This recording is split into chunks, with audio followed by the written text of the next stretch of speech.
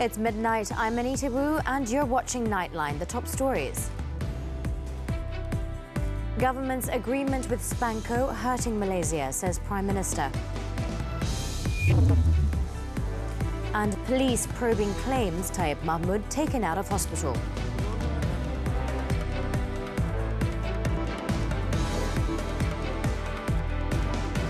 Our headlining story. Topuan Ragad Kurdi Taib, the wife of Tun Abdul Taib Mahmud, has denied claims that she took the former Sarawak Yang di-Petua Negeri out of hospital against the advice of doctors.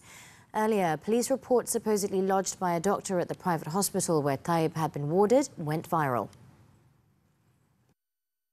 Ragad was responding to reports that Sarawak police had launched an investigation over the allegation. She took to Instagram to deny the claim made against her with a photo of a nurse's note attached. The note, dated February 2nd, was purportedly signed off by a nurse but was mostly illegible. In the meantime, Taib's family claim that they were in the dark over the whereabouts of the former Sarawak governor. His brother Datuk Muhammad Tufail Mahmud, in a police report lodged at the Kuching Central Police Station on Sunday, also claimed the family would hold Taib's wife fully accountable and responsible if anything happened to the 87-year-old. Earlier, police confirmed that they had received a report on Taib being taken out of a private hospital where he was being warded. Sarawak Police Commissioner Datuk Mancha Atta said the incident was being probed under the Penal Code under negligence which could endanger the lives of others. Prime Minister Datuk Seri Anwar Ibrahim said the government's agreement with SPANCO Sendirian Berhad is hurting the country. Anwar said his firm stance on the company dated back to his time as finance minister in the 1990s, but he was unable to do anything then as there was no political will to act. Malah ada yang mengatakan, oh ini dendam politik lama. Dendam apa, saudara? Oh ini tak ada kesan lagi, tak ada kesan. Tapi tak ada kesan. Semua saudara terlibat dalam penggunaan kemudahan SPANCO. Dan sikap saya keras terhadap SPANCO itu sejak saya Menteri Keuangan dulu. Speaking at the Prime Minister's Department's monthly assembly, the Prime Minister cited the probe into a corruption case involving the procurement and management of the government's fleet of vehicles worth 4.5 billion ringgit. The company which handles the procurement and management of the government's fleet of vehicles is currently being investigated by the Malaysian Anti-Corruption Commission, MACC. Jadi siasat, saya tidak tahu di mana salahnya. Tapi saya tahu peraturan itu tidak betul. Saya tahu ia merugikan negara. Saya tahu dia tidak menyenangkan pejabat awam. Tetapi kita lesu tidak berupaya berbuat apa-apa kerana tidak ada ketegasan dan tekad politik untuk bertindak. Sekarang ada, saudara. Dan saya salute penguasa sama ada SPRM, LHDN dan lain-lain untuk bertindak tegas dalam perkara ini. MACC Chief Commissioner Tan Sri Azam Baki, who confirmed that the MACC had raided the businessman's residence and 4 companies, said a long list of people would be called up to explain 2 issues. He said the anti-graft agency wanted to find out why the company was given the job to manage the government's vehicles. He also said MACC was also looking into how the company got the contract despite another company receiving a letter of intent, LOI, from the Finance Ministry. In his address at the monthly assembly, Anwar also refuted claims that the unity government is not committed to address corruption following the decision of the Federal Territory Pardons Board, which reduced the jail sentence and fine for former Prime Minister Datuk Seri Muhammad Najib Tun Razak. Sementara kita ada tekad politik dan konsensus dalam Jemaah Menteri. No compromise. Maka masa untuk bertindak. Yang saya suarakan ini kerana orang-orang yang menjerit, menyerang pribadi tertentu, keluh, tidak langsung bersuara, malah secara diam bersekongkol dengan perasuah. Jadi maknanya tentunya mereka ini bukan menentang rasuah, tetapi ini hanya wayang politik untuk menyerang musuh. Anwar stressed that his government will continue to practice good governance and affirms the commitment to eradicating corruption comprehensively, adding that there is no intention to retreat from this commitment. Paling kuat saya diserang ialah kerana tindakan saya mengarahkan semua agensi tegas supaya dapat kita selamatkan negara ini daripada kecurangan pemimpin-pemimpin terutamanya, daripada menggeledah, memunggah kekayaan luar biasa. Meanwhile, former DAP National Publicity Secretary Tony Pua has given a statement to police on Monday to help in the investigation into 5 of his Facebook posts on social media that allegedly insulted the royal institution. He is being investigated by the Bukit Aman Classified Crime Investigation Unit, Prosecution Law, D5 Division, Criminal Investigation Department in accordance with the Sedition Act and the Communications and Multimedia Act in relation to his 5 Facebook postings. Saya telah pun memberikan kerjasama penuh. Soalan-soalan yang ditanya termasuk sama ada saya yang menulis post-post tersebut, saya yang muat naik post-post tersebut dengan komputer ataupun dengan handphone. Saya telah pun memberikan jawapan. Pua was accompanied by his lawyer Nurhaijan Omar at 1:13 p.m. and was seen leaving after 1 hour and 17 minutes. He said police also asked him to hand over his personal laptop and also asked for the password to access his Facebook page to assist in the probe.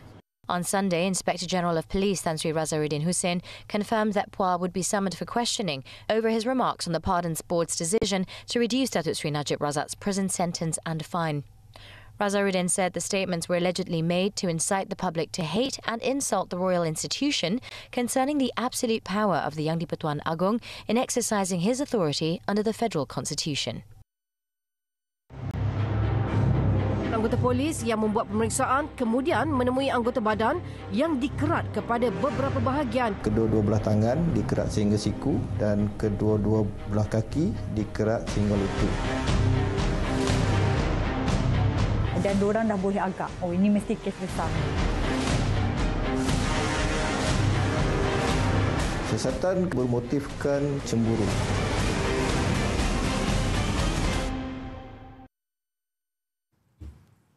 Sultan of Selangor, Sultan Sharafuddin Idris Shah, on Monday decreed that the Klang Royal City Council be managed not only by politicians but also professionals in urban development.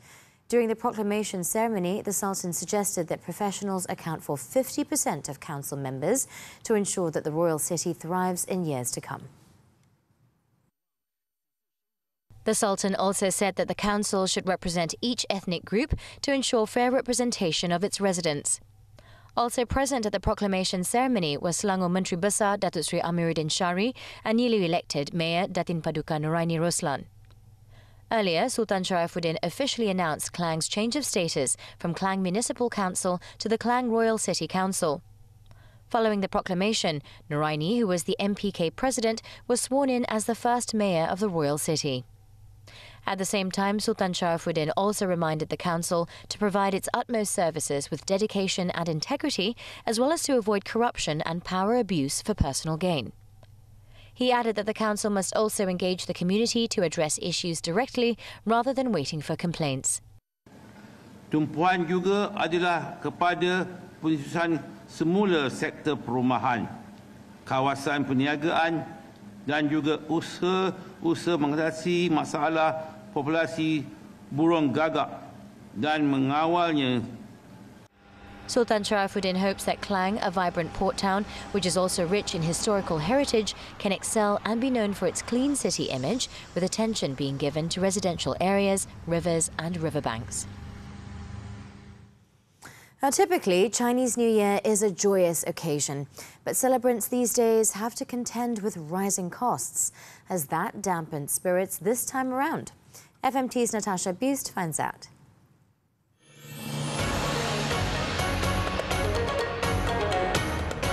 New clothes, decorations, and cookies. These are all must-haves for Chinese New Year. But with prices surging, ushering in the Year of the Dragon has proven tougher all around.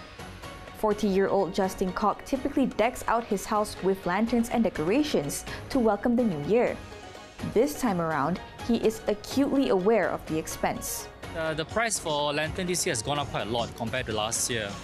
Probably almost 20-30% up comparatively. And I think the same goes for other decoration stuff as well. But this has not dampened the festive spirit in Koch's household. Well, since it's a once-a-year thing, so I believe we should celebrate it happily, no matter what. And it is a festival where I celebrate with my friends and family. So yeah, no reason not to be happy with. Yeah. 67-year-old Chia Seong-yin is also determined to make it a grand celebration despite the higher costs. 因为我们今年也是龙年呐，我们华人是比较响应这些吉祥的东西啦。然后今年我或许会多添一点，买一点年货啦。大家把这个年的气氛做起来哦，相信会带动一些市场这样子哦。Customers are not the only ones affected by rising costs. Despite that, in the true spirit of the celebration, some traders are keen to make a difference. Fruit seller Charmaine Yi has chosen to maintain her prices to ease the financial strain on her customers. But that has not helped boost sales. In fact, Yi said business has dropped by 10% compared to last year. Due to, I think, the economy and some news about SST, things like that, I think a lot of people are actually holding back on the expenses. Tommy Lam, who owns a dried meat shop, said customer footfall has gone up by 30%, but profit margins are lower than previously. 打扰到就是我们的赚的钱会比较少，不过我们的量就会越来越多。没有到最后的一点，我们就不会采取这个行动。如果是逼不得已是做到没有钱赚的时候，那起一点点，顾客也不会会怪我们，因为我们还是最便宜的那一个。Finances may be strained for vendors and customers, but it looks as though no one is going to be deterred from celebrating another happy and prosperous Chinese New Year. Natasha Bust, FMT for Nightline.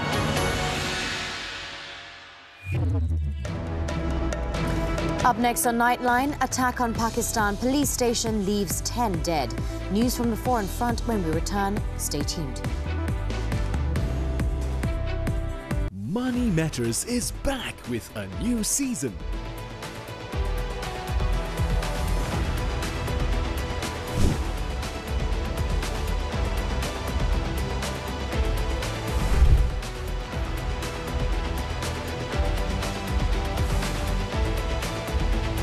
Your key insights into finance. Money Matters. Every Saturday, 5 p.m. Only on TV3 and stream now on Tonton. वो जरूर उनका कुछ बुरा करने वाला है।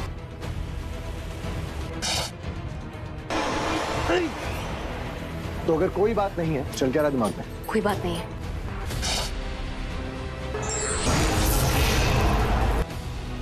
हम शक्ली चलावा.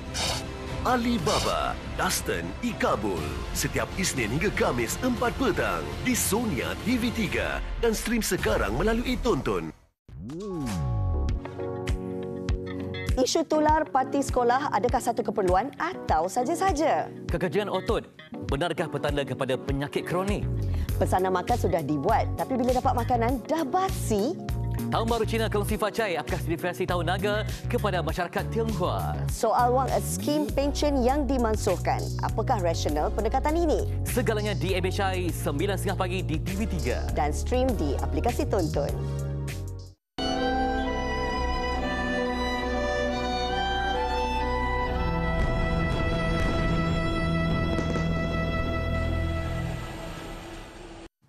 On to the foreign front now.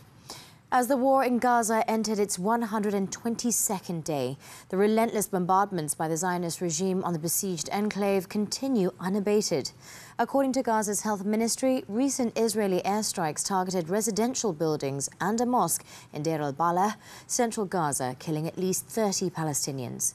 As the fighting's intensified in Khan Yunis, hundreds of displaced families have been forced to flee from Al-Amal Hospital and the headquarters of the Palestine Red Crescent Society amidst an atmosphere of terror and panic, further exacerbated by continuous shelling and gunfire.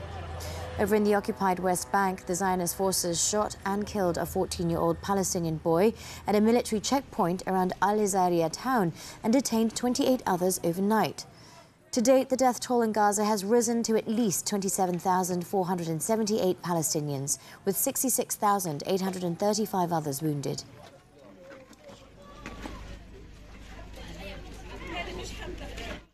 U.S. State Secretary Antony Blinken will speak to Arab states during a new crisis trip starting Monday about immediately working on priorities, including Gaza's reconstruction and seeking a Palestinian state if Israel and Hamas accept a hostage deal.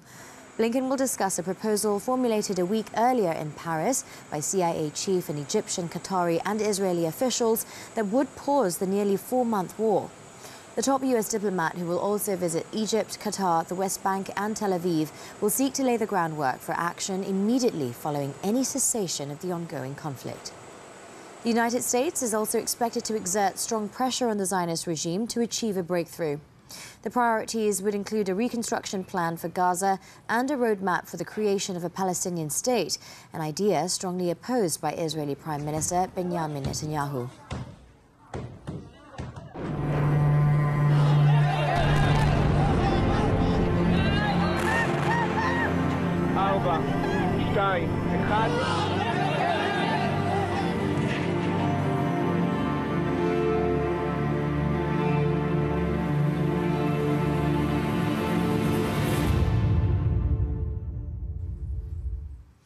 At least 10 police personnel were killed and 6 others injured in a pre-dawn attack on a police station in northwest Pakistan on Monday by militants as violence escalates ahead of general elections this week. According to authorities, the attacks were launched at about 3 a.m. local time, first with sniper fire, followed by grenades. He added that the militants attacked from 3 different directions and briefly had control of the police station. It was, however, not immediately clear who was behind the attack and whether it was related to the election.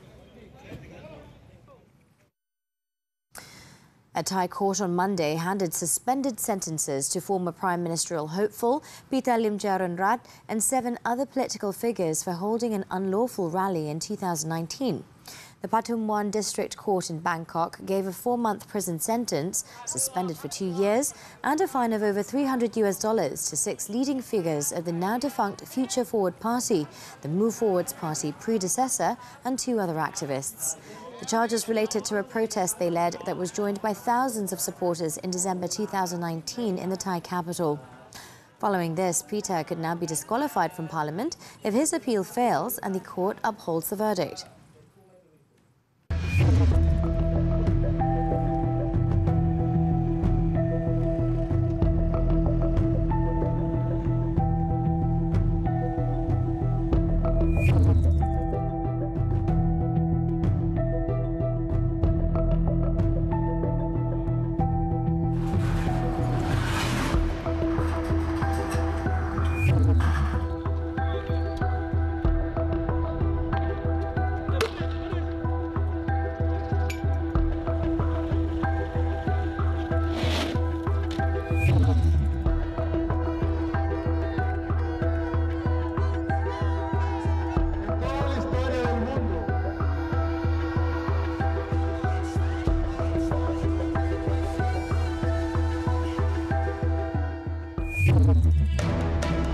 Up next, RB Leipzig back on winning tracks. Sports right after this breather. Stay tuned.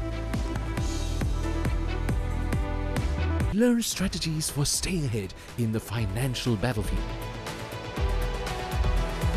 Your key insights into finance, money matters every Saturday 5 p.m. only on TV3 and stream now on Tonton. Mesti Ustazah ingat saya rindukan Ustaz kan? Apa tak payah ajar orang jadi Ustaz lah. Dah terlambat, Abah. Kau enggak punya apa? Saya tanya you, Dania mana? Dania dah tak boleh duduk tim. Dania boleh jadi gila. Ustaz, Ustaz tu superkan Nur Dania. Awak tak rindukan Ustaz ke? Papa langsung tak bagi peluang dekat aku tau. Aku ni abang kau. Cinta bersemi di Wadi Safia setiap Isnin hingga Jumaat 7 malam. Terbaru di Akasia TV3. Wanita hari ini. Tak sukalah keluar dengan dia. Setiap kali keluar mesti perhatian dekat dia. Biarlah dia. Kenapa nak iri hati? Lain jenis udang, lain rasanya. Cakap tentang udang sedapnya kalau dapat makan sambal tumis udang. Merisaukan sekarang ini ramai yang tak suka belajar tapi nak kejar glamour. Nak glamour boleh tapi pelajaran diutamakan. Kanser pangkal rahim, ketahui jangkitan HPV dan vaksinasinya. Berapa lama pun usia perkahwinan, jangan lupa untuk raikan pasangan. Senyum menarik di Wanita Hari Ini TV3 dan stream HD ditonton. Wanita Hari Ini. 김효환 선수 유서에 태영 씨 이름 없어. 왜? 태영 씨가 조금이라도 의심받을까 봐 그런 거잖아. 숨이 잘 안 쉬어져. 내 앞에서는 울어도 돼요, 아저씨. 내가 들어줄게요. 아, 어째 보면 안 되는 걸 본 것 같아. 김PM 이권숙이랑 동거해? 이권숙이다! 내 옆에 오지 마. 다쳐. My Lovely Boxer. Setiap Selasa hingga Kamis, 11 malam. Syoknya berk-drama di Cam Sarang TV3 dan stream sekarang melalui Tonton. We're back with sports news now. Football, the German Bundesliga. RB Leipzig ended their three-game losing streak with a 2-0 victory at home over 10-man Union Berlin on Monday. Leipzig opened the scoring in the 11th minute after Benjamin Henrich's deflected shot was neatly struck into the top corner by Lois Openda. The hosts then made it 2-0 shortly after the break when Benjamin Šeško headed home David Raum's curling cross. The Slovenian found the net again 9 minutes later, but the goal was struck off by VAR for a narrow offside in the build-up. With the win, Leipzig stood fifth in the standings with 36 points, just 1 point behind fourth place Borussia Dortmund. In another match, Lovro Mayer scored a brace within 15 minutes after coming on, as Wolfsburg came from behind twice in a 2-2 draw with Hoffenheim on Sunday. Hoffenheim took the lead through Maximilian Bayer's opener in the 6th minute, but substitute Mayer levelled the score in the 58th minute, just 3 minutes after coming on. Grisha Prömel restored Hoffenheim's lead 8 minutes later when his deflected shot found the back of the net. However, Mayer managed to change the score 2-2 when he converted a 70th minute penalty after being fouled by Stanley Nsoki. The draw helped neither side as 11th place Wolfsburg are now winless in 5 matches, while Hoffenheim in 8th place have not won in 6 games.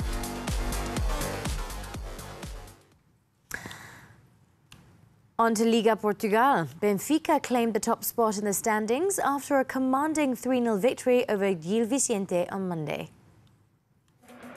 The hosts took the lead just 15 minutes into the match via Arthur Cabral, who headed home Angel Di Maria's brilliant corner. João Neves then doubled the advantage in the 34th minute when he slotted the ball into the far post before the Eagles landed a killer blow just 4 minutes after the restart, when Rafa Silva drilled in a powerful shot inside the box. The win took Benfica to first place with 51 points, moving 2 points clear of second place Sporting Lisbon. Going for a quick break, when Nightline returns, 3 friends face drug trafficking charges. Stay tuned. Exploring an exciting new financial potential. Your key insights into finance. Money Matters every Saturday 5 p.m. only on TV3 and stream now on Tonton. Hujung minggu rasa sunyi je kalau tak tengok cerita Ahad TV3. Kalau Aku Kaya 4 Februari. I love you so much. Kebaya Mehwah 11 Februari. Jodoh Tak Salah Alamat 18 Februari. Datin Glam 25 Februari. Dalam duri hipokrit kau. Barulah ngam dapat tengok cerita Ahad di TV3 dan stream sekarang melalui Tonton. Buruh paksa, majikan abai hak pekerja. Duduk makan seorang. Semua tangan atas kepala. Hari-hari kerja. Hari-hari. Cuti taruhlah sendiri cuti kadang-kadang time. Penginapan daif ancam keselamatan.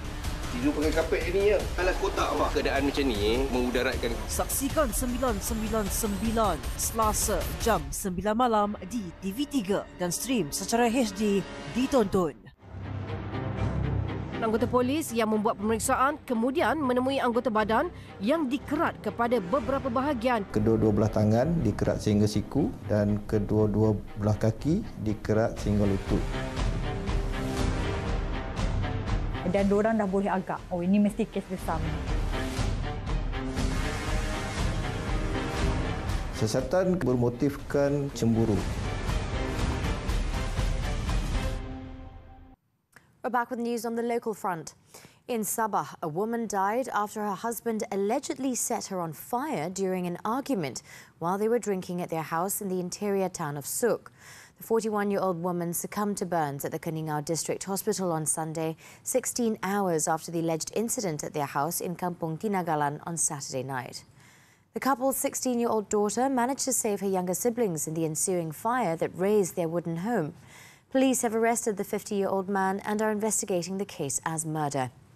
Kaningau District Police Chief Superintendent Yampil Anakgarai said on Monday that the incident apparently occurred during an argument between the couple while they were drinking tapai, a beverage made from fermented rice. Initial police investigations found that the husband and wife were in an intoxicated state when the argument broke out. The man reportedly doused his wife with petrol before lighting a match and throwing it at the victim. The suspect had been remanded until Friday to help with the investigation.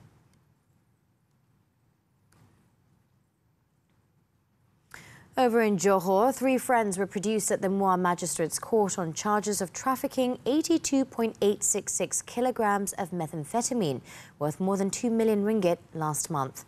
The 3 accused, Muhammad Amirul Azhar Ruslan, 31, Muhammad Nazri Iskandar Abdullah, 27, and Mahathir Hamzi Sabaruddin, 25, nodded in understanding as soon as the charges were read simultaneously before Magistrate Fatin Dalilah Khalid. No plea was recorded by the 3 self-employed accused as the case was outside the jurisdiction of the Magistrates Court. According to the charges, they are alleged to have committed the offence at a house in Sungai Balang Darat, Jalan Muar, Batu Pahat at 6:45 p.m. last 24th January. They were charged under Section 39B of the Dangerous Drugs Act 1952. For this offence, the 3 accused can be sentenced to hanging or life imprisonment, if not the death penalty, as well as up to 15 strokes of the rotan. No bail was offered, and the court set April 21st for re-mention of the case. Over in Perlis, a labourer was charged in the Kanga Magistrates Court on Monday with trafficking in 16 kilograms of cannabis. However, no plea was recorded from Muhammad Helmi Azmi, age 23, after the charge was read out before Magistrate Nur Shahida Abdul Rahim. The man was charged with trafficking the drug near the Malaysia-Thai border at Kampung Melayu, Padang Besar at 7:20 a.m. last January 24th. He was charged under Section 39B of the Dangerous Drugs Act, which provides the death sentence or imprisonment for life and 12 strokes of the cane if not sentenced to death upon conviction. The court set April 1st for mention, pending the chemist's report. Over in Terengganu, a headmistress and an administrative head, as well as 2 company managers, were held to assist in an investigation on false claims related to the supply of food and drink to pupils and school cleaning worth more than 1 million ringgit. The suspects were believed to have conspired to make false claims for the supply of food and drinks to pupils at a primary school dormitory in Terengganu involving a supply contract worth 1.3 million ringgit. It was learnt that all of them were said to have submitted false claims between 2022 and 2023 involving claims for 100 students, while the actual number of students was only 35. Terengganu MACC also conducted an investigation into a false claim involving a cleaning contract amounting to 35,000 ringgit at the same school. All the suspects, aged between 30 and 50, were detained at the Terengganu MACC office when they were present to give their statements at about 11 a.m. on Monday. All the suspects will be produced in the Kuala Terengganu Magistrates Court on Tuesday to be remanded. Terengganu MACC Director Hazrul Shazrin Abdul Yazid confirmed that the case was being investigated under the MACC Act 2009.